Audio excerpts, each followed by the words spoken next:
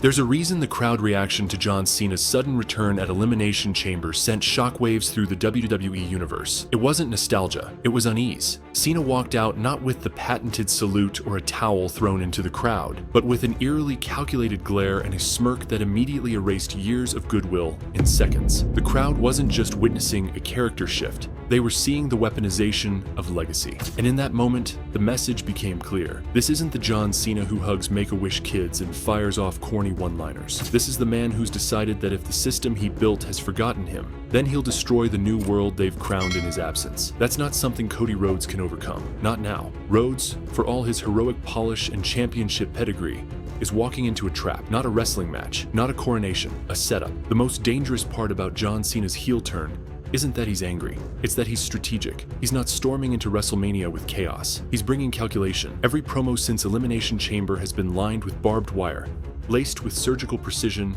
aimed at exposing Cody's fragility. Cena isn't mocking Cody's past, he's weaponizing Cody's present, the neck injury, the tears, the dreams. Cena's new character doesn't want to win the title for glory. He wants to snatch it out of spite, to invalidate the very narrative WWE has desperately tried to build around finishing the story. And if Cody wins, the entire heel turn collapses under its own weight. It becomes a momentary detour rather than a seismic character reinvention. The aura is lost, the mystique is cracked, the danger fades. It's not just that Cena can't lose, it's that everything they've risked with this version of him becomes irrelevant if he does. He shaved off every remaining sliver of babyface identity to become this bitter, manipulative version of himself. You don't do that to elevate someone who's already peaked. WWE has leaned too far into Cena's bitterness to hit reverse now. He's tearing apart the production design of WWE itself in his promos, cutting into the corporate slogans, mocking press conference culture, taking digs at sponsors, calling out the reality of sports entertainment being more business than art. If he loses at WrestleMania,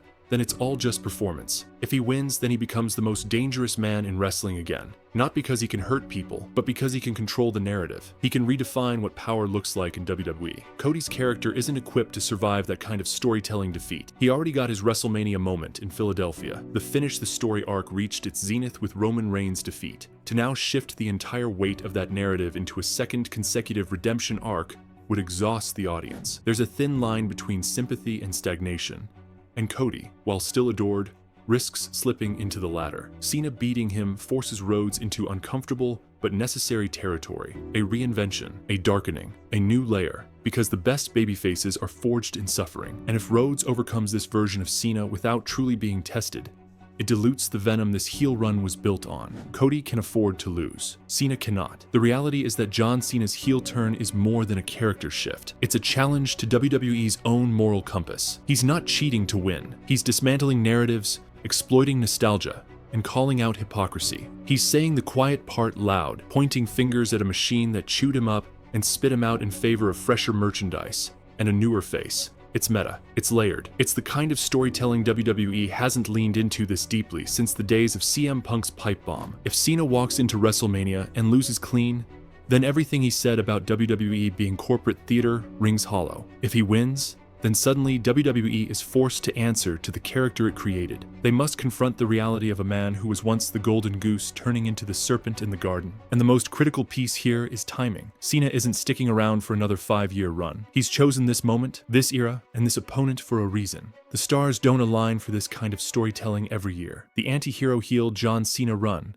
has a very short window, and its effectiveness hinges entirely on whether he reclaims power at the expense of the new regime, not in kayfabe, in perception. This version of Cena isn't looking for a title. He's looking for revenge against irrelevance. He wants the last laugh. He wants to leave the business not with a fond farewell, but with a scar across the heart of its next poster boy. Cody winning gives the audience catharsis. Cena winning gives them trauma. And that's exactly what makes it unforgettable.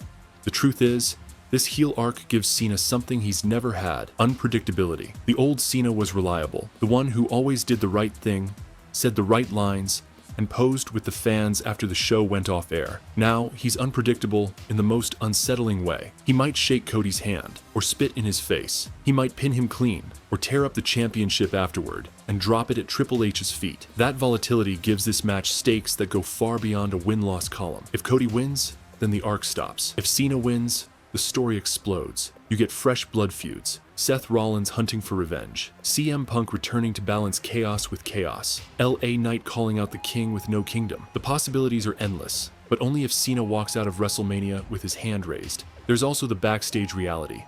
Cena is arguably the most politically powerful figure in WWE history, not in terms of politics with the boys, but in terms of corporate weight. His brand is their brand. He's their last link to a mainstream era that moved merchandise, opened movies, and touched every corner of pop culture. He's not just another legend.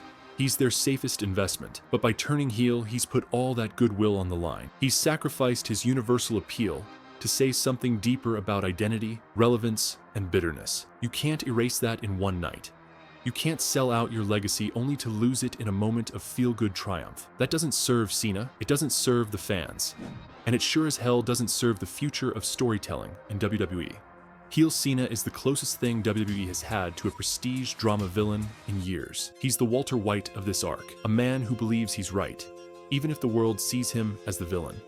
He's methodical, layered, and entirely convinced that everything he's doing is justified. Cody isn't facing a monster, he's facing a martyr, and martyrs don't go down easy. They burn everything with them. If Cena loses, he becomes a punchline. If he wins, he becomes legend in a whole new way. This isn't about part-time appearances or WrestleMania moments. This is about a man clawing his way back to the center of the conversation by any means necessary. And the only way the conversation continues is if he leaves Philadelphia as champion. In this new era where WWE and UFC are fused under the TKO banner, corporate interests will always try to smooth out the rough edges. Cena cutting against that grain creates genuine tension. When he goes off script and attacks press conferences, mocks brand speak, and smirks while camera crews scramble to sanitize him, it creates a feeling of instability that's been missing. That instability is valuable. It creates water cooler moments. Cena, for once, is the disruptor. Letting that disruptor win sends a message. Not even your golden boys are safe. Not even your new empire is immune. And once the audience buys into that danger, you've got gold. The internal architecture of this feud is also too intricate to be resolved with a clean Cody win. Cena's cut deep into the DNA of Rhodes' arc. He's questioned his motivations, his fragility, his dependence on family narratives, his over-reliance on sentimentality. These aren't surface-level jabs.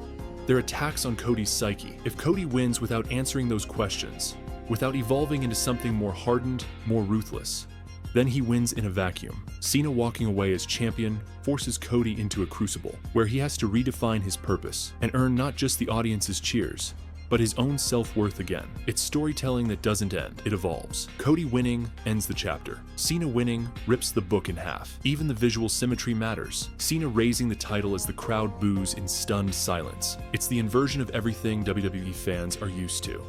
It's not about shock for shock's sake, it's about memory. That moment becomes a time-stamped reset of what fans think they know about John Cena. It's not the Thugonomics throwback. It's not the hustle, loyalty, respect, nostalgia trip. It's something new, something darker, something lasting. If that moment ends with Cody holding the belt and fireworks raining down, then everything Cena built vanishes into confetti. If Cena wins, then WWE has a 6-month arc of chaos ready to right itself. Every Raw, every press conference, every promo becomes a loaded gun, and no one's better equipped to handle that pressure than Cena. He doesn't need to wrestle weekly. He needs to haunt weekly. His promos, his presence, even his absence becomes plot. He can cut taped segments from movie sets. He can manipulate from afar. He can pull strings in the shadows. The WWE title doesn't become a belt. It becomes a hostage. Cody, Rollins, Punk, even Roman, they're all trying to bring stability back. And Cena is laughing in the background, holding the future of the company ransom in plain sight. There's also the deeper meta commentary. Cena has been the prototype for the WWE machine for decades. Now, he's become its most dangerous critic. That's not just compelling, that's essential. In a time when fans are more aware than ever of behind-the-scenes politics, brand alignments, and creative directions, Cena becoming the embodiment of the system turning on itself is timely. Letting that character lose in his first major test is a betrayal of that concept. It's admitting that risk doesn't pay off. Cena winning proves that wrestling can still shock, evolve, and say something worth listening to. Most importantly, Cena has said in interviews that he's not interested in doing greatest hits anymore. He wants to challenge perception. He wants to end his career by doing something that scares people, that rattles the cage, that makes the next generation rise in response. Beating Cody accomplishes that. Losing to Cody doesn't. And in an era where WWE is trying to balance spectacle with substance, Cena's heel turn is a rare alignment of both. It's not just storytelling, it's a referendum on the product itself. A loss for heel John Cena at WrestleMania 41 wouldn't just close a chapter, it would seal off an entire creative opportunity that WWE might never recover. What's at stake isn't merely the result of a title match or the payoff of a main event build. It's the most daring character evolution of WWE's most protected figure in 2 decades. And for that to end in failure would shatter the credibility of WWE's storytelling risks moving forward. This isn't about a man getting pinned. It's about the potential implosion of WWE's momentum in an increasingly competitive and critically discerning wrestling landscape. When John Cena turned heel at Elimination Chamber 2025, the shock wasn't from the crowd alone.